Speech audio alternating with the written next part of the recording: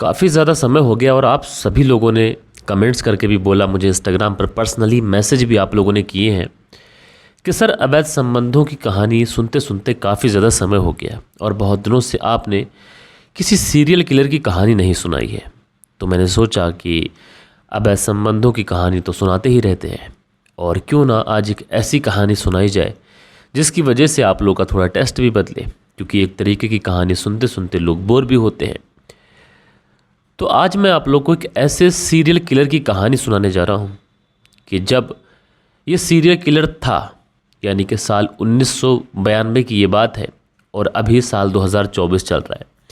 तो साल 1992 से साल 2024 तक आज भी सीरियल किलर के नाम के कई सारे क्राइम जो होते हैं वो समाज में निकल आते हैं। और दोस्तों, ये एक ऐसा सीरियल किलर था जिसे एक मानवीय भेड़िए का रूप दिया गया।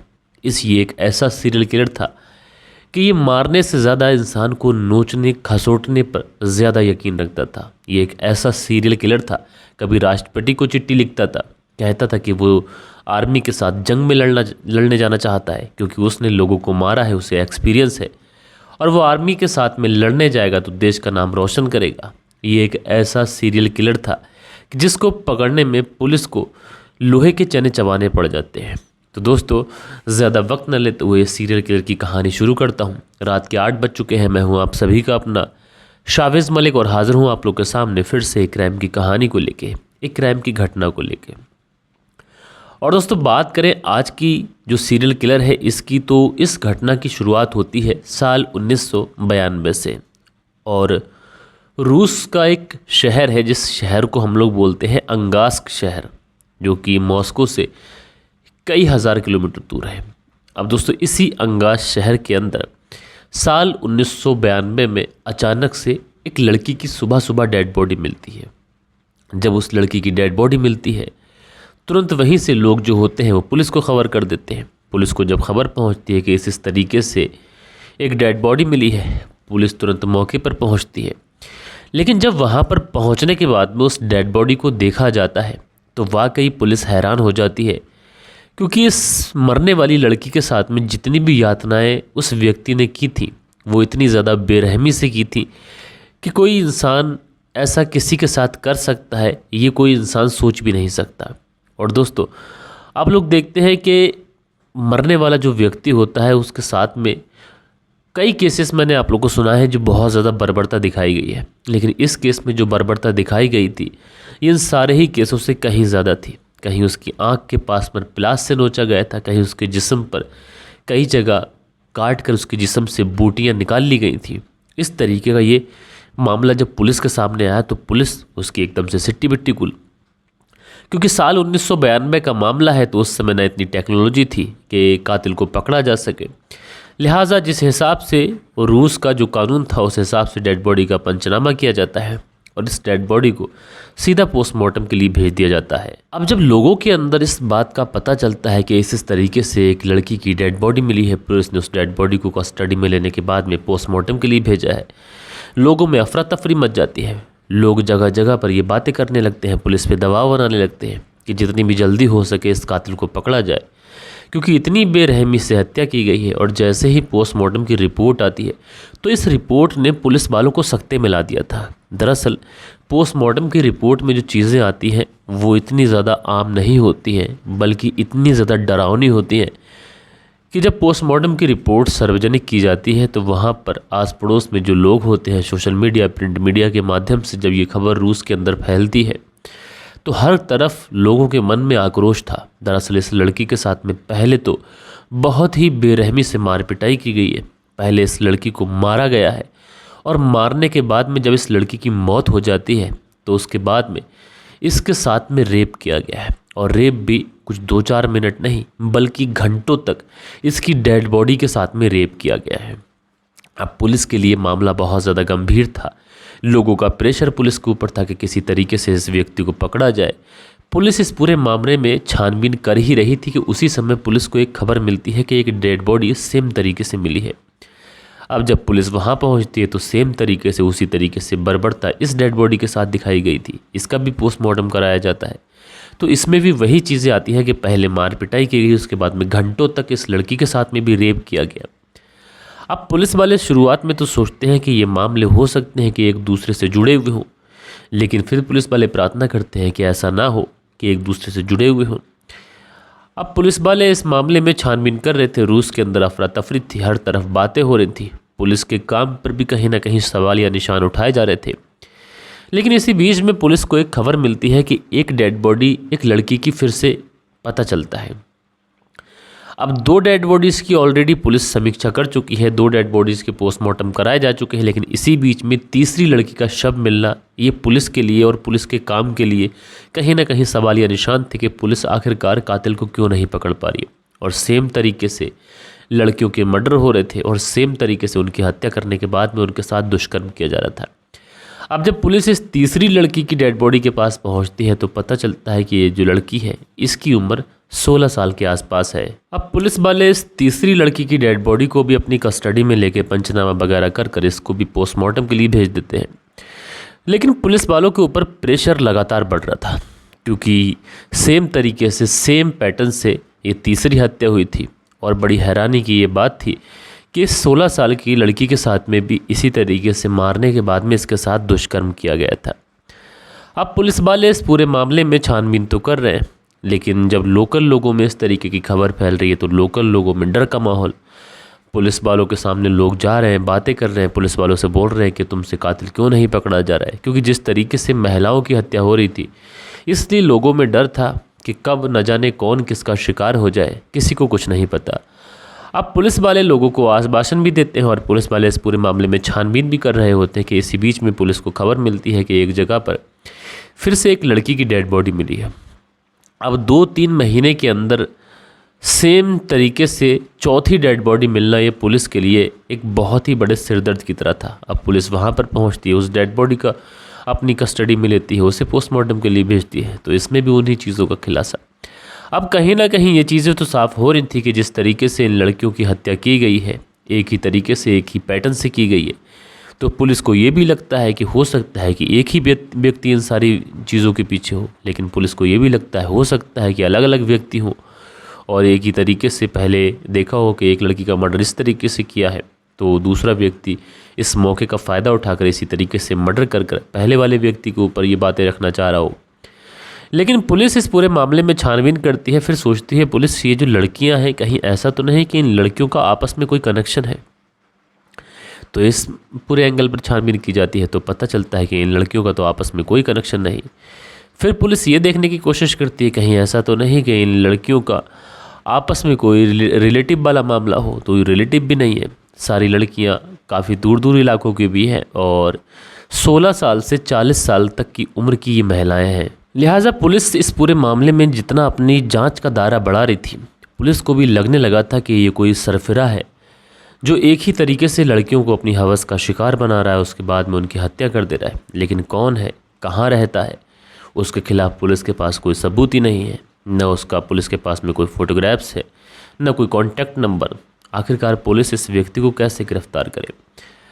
अब पुलिस इस पूरे मामले में छानबीन कर रही होती है। साल 1992 की ये बात है, 92 बीत जाता है, 93 आ जाता है। इसी बीच में पुलिस को खबर मिलती है कि एक लड़की की डेड बॉडी एक जंगल में पड़ी हुई है। अब पुलिस वहाँ पर पहुँचती है, क्योंकि ये 5वां मामला था, 5वीं लड़की की ये लाश मिली थी। सेम तरीके से पुलिस पहुँचती है, सेम तरीके से उस डेड बॉडी की जो अपनी कस्टडी में लेने के बाद में लाश का पंचनामा कर पोस्टमार्टम के लिए भेजती है। पोस्टमार्टम में वही चीज़ें। अब पुलिस के लिए ये जो मामले थे लगातार बढ़ते हुए सिरदर्द बनते चले जा रहे थे। लोगों में डर का माहौल था, क्योंकि जो अंगास्क शहर है ये राजधानी मॉस्को से 5200 किलोमीटर दूर है और 1992 में इसमें लगभग आबादी 2.5 लाख के आसपास थी। तो कोई इतना डेवलप शहर भी नहीं था, लेकिन इस तरीके से शहर के अंदर कत्ल हो रहे थे, ये पुलिस के लिए भी सिरदर्द था। और अब ये खबर जो थी अंगास्क से निकल कर आस पड़ोस के शहरों में भी फैल रही थी और लोगों में डर का माहौल बना हुआ था कि कब कौन महिला किसका शिकार बन जाए, किसी को नहीं पता। इसलिए पुलिस के ऊपर लगातार प्रेशर डाला जा रहा था। लेकिन दोस्तों, पुलिस अपना सारा काम बड़ी ही मेहनत से कर रही थी, लेकिन उसके बावजूद भी पुलिस के हाथ कोई भी सबूत नहीं लगता था और ना तो पुलिस को ये पता चल रहा था कि आखिरकार कातिल कहाँ से आता है और कहाँ गायब हो जाता है। और उस इलाके में रहने वाले जितने भी लोग थे सबके अंदर डर इस कदर बैठ चुका था कि कोई भी अपने परिवार की लड़की को घर से अकेला जाने ही नहीं देता था, और अगर जाने भी देता था तो उन्हें कड़ी हिदायत करता था कि सूर्यास्त से पहले, यानी जो सूरज छिपने का समय होता है उससे पहले पहले तुम्हें घर लौट आना है, नहीं तो वो जो कातिल होगा तुम्हें अपना शिकार बना लेगा। और लोग इसी तरीके से डर के माहौल में अपनी ज़िंदगी बिता रहे थे। दोस्तों, साल 1993 तक 5 डेड बॉडी मिल चुकी थी। साल 1993 से ये जो सिलसिला साल 1992 से शुरू हुआ था, 93 आता है, 94, 95, 96, साल 2000 आ जाता है और होते करते साल 2010 आ जाता है, लेकिन पुलिस के हाथ में उस कातिल का कोई भी सुराग नहीं लगा था। और इस साल 2010 आते आते लगभग 200 से ज़्यादा डेड बॉडीज़ पुलिस को मिल चुकी थी। और इन 200 से ज़्यादा डेड बॉडीज़ की पुलिस ने जब समीक्षा करी तो सारी की सारी महिलाएं थीं, लड़की थीं, और ये सब वही महिलाएं थीं जो अपने घर से अकेले कहीं गई थीं। और इनकी एज की बात करें तो एज इनकी 16 साल से 40 साल के बीच में ही हुआ करती थी। और दोस्तों, इन 18 सालों के अंदर, यानी साल 1992 से साल 2010 तक बहुत सारे पुलिस के अफसर बदले गए, बहुत सारे पुलिस महकमे में टॉप के अधिकारी आए, सब ने अपने तरीके से छानबीन की, लेकिन कहीं से भी किसी के हाथ में भी कोई भी क्लू उस कातिल के बारे में नहीं लग रहा था। अब धीरे धीरे जब पुलिस इस पूरे मामले में हार मानती चली जाती है तो पुलिस सोचती है कि जितनी भी डेड बॉडीज़ मिली हैं इनके पास से जो भी डीएनए सैंपल मिले उसे सुरक्षित करके रख लो, क्योंकि आने वाले समय में अगर कोई भी व्यक्ति रेप केस के अंदर पकड़ा जाए तो एटलीस्ट हम लोग चेक करेंगे, क्या पता मैच कर जाए। यानी एक तौर से कहा जाए तो सारे पुलिस महकमे के जो अधिकारी थे ये इन 17 से 18 साल के अंदर हार मान चुके थे कि आखिर कातिल कौन है, कहाँ से आता है, क्यों आखिर लड़कियों का कत्ल कर रहा है। ये सारी चीज़ें पुलिस के लिए एक पहेली की तरह थी।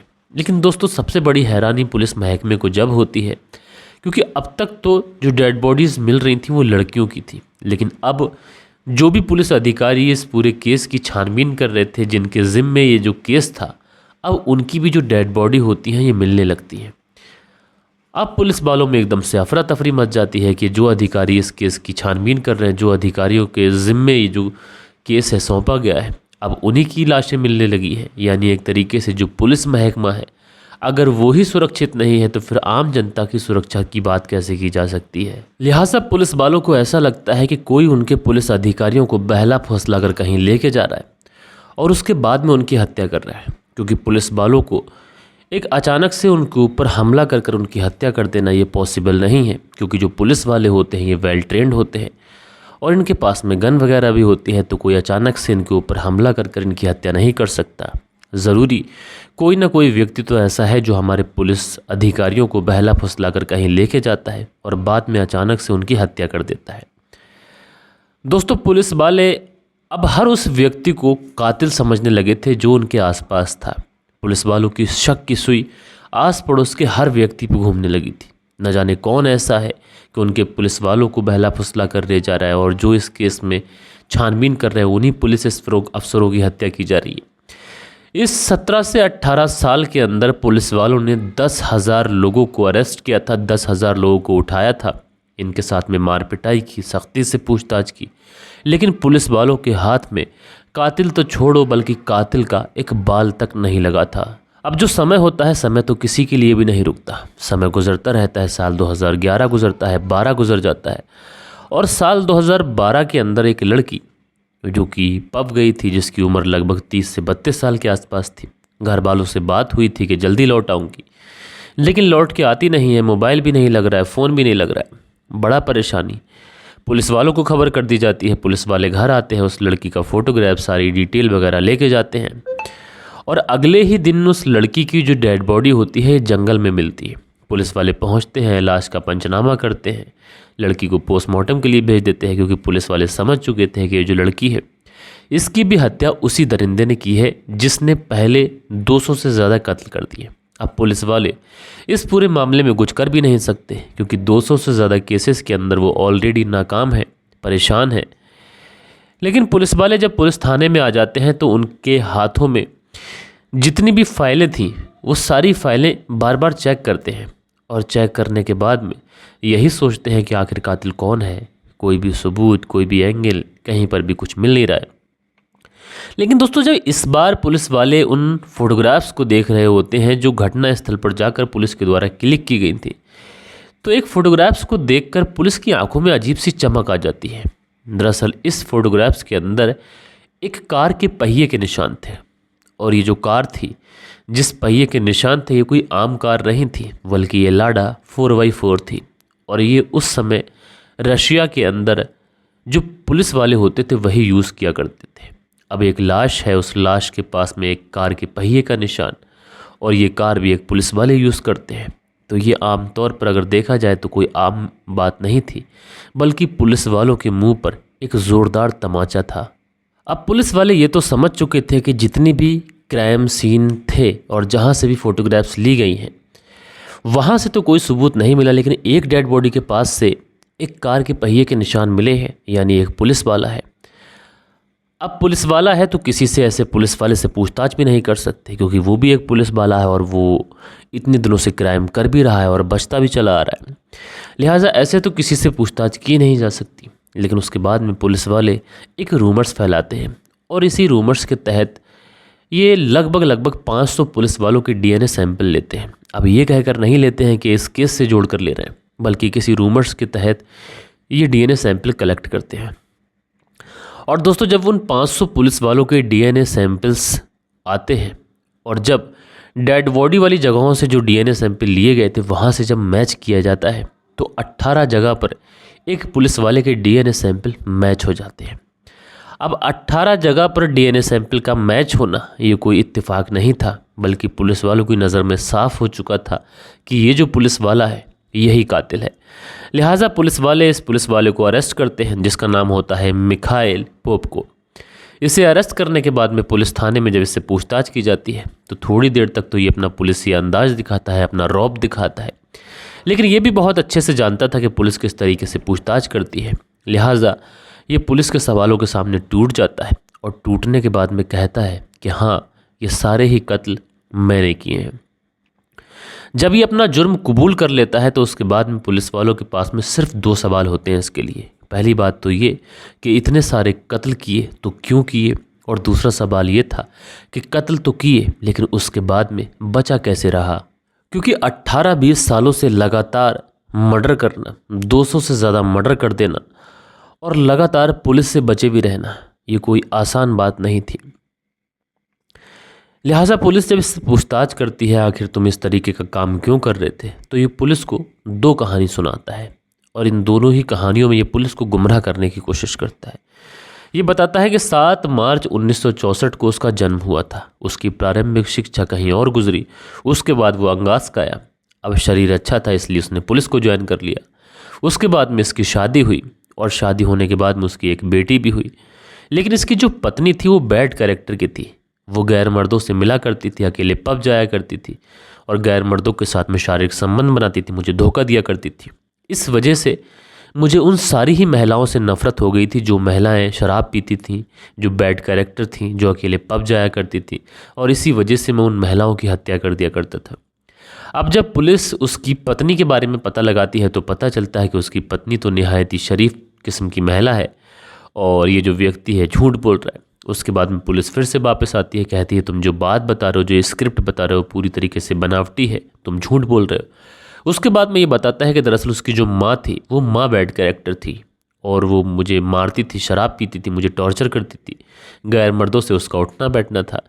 इस वजह से मुझे बैड कैरेक्टर वाली महिलाओं से नफ़रत हो गई थी, जो अकेले पब जाती, शराब पीती, जो डांस पार्टी करती, अपने परिवार वालों को धोखा देती, ऐसी महिलाओं को मैं मार दिया करता था। अब पुलिस वाले इसकी माँ के बारे में पता करते हैं, तो पता चलता है कि इसकी माँ भी शरीफ किस्म की महिला थी, ये जो व्यक्ति है झूठ बोल रहा है। अब पुलिस वाले समझ चुके थे कि ये जो व्यक्ति है पुलिस को गुमराह करने की कोशिश कर रहा है। लिहाजा पुलिस वाले अब इसे सख्ती से कहते हैं कि अब तुम सच सच बता दो, वरना तुम्हारे साथ में उसी अंदाज से हम पेश आएंगे जिस अंदाज से तुम भी कभी मुजरिमों के साथ में पेश आए हो। अब जब पुलिस वाले इस बार इससे कहते हैं कि तुम बता दो, नहीं तो तुम्हारे लिए अच्छा नहीं होगा, तो ये पुलिस वालों को सच सच पूरी कहानी बताता है। दरअसल ये बताता है कि जब उसकी शादी हुई, शादी होने के बाद में जब उसे एक बेटी हो जाती है, बेटी धीरे धीरे जब बड़ी होती है, तो वो खुद अपने पैरों पर इतनी खड़ी हो चुकी थी, खुद इतना उसके अंदर कॉन्फिडेंस था, वो कहीं भी जाती थी, कहीं भी आती थी, घर परिवार वालों से, माता पिता से पूछना ज़रूरी नहीं समझती थी। वो आए दिन पब जाती, ड्रंक करती, इस तरीके से आती, और ये बातें कहीं ना कहीं मिखाइल को पसंद नहीं थी। वो अपनी बेटी को रोकता, लेकिन उसकी बेटी जो थी वो मानने को तैयार नहीं थी।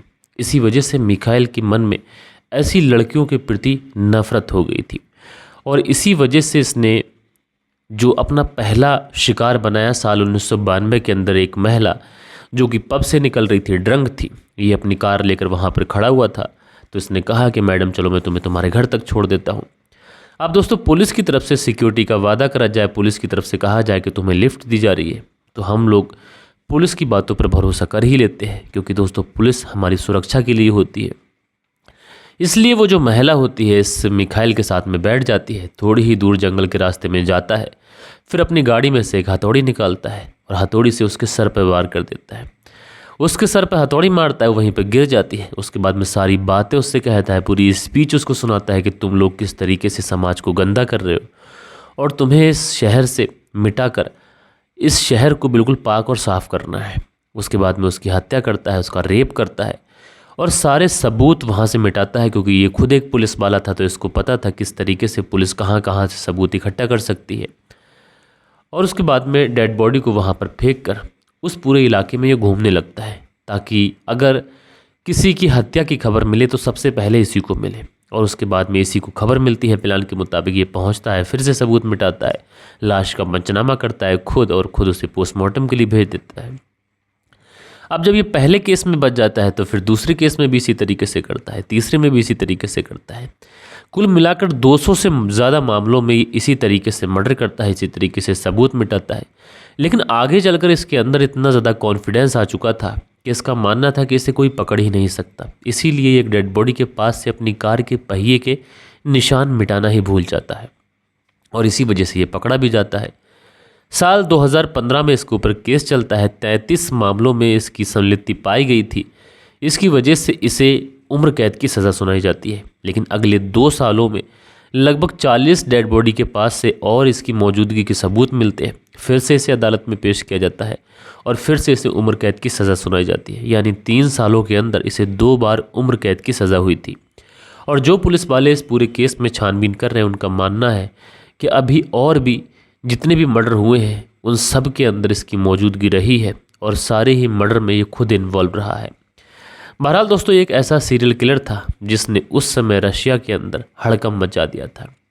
तो कैसी लगी आज की कहानी, आप लोग को कमेंट्स करके ज़रूर से ज़रूर बताइएगा। मिलते हैं कल के दिन किसी और क्राइम स्टोरी के साथ में। जब तक के लिए अपना ख्याल रखिएगा, देश का ख्याल रखिएगा, परिवार के रिश्तों की अहमियत को समझिएगा। जय हिंद, जय भारत।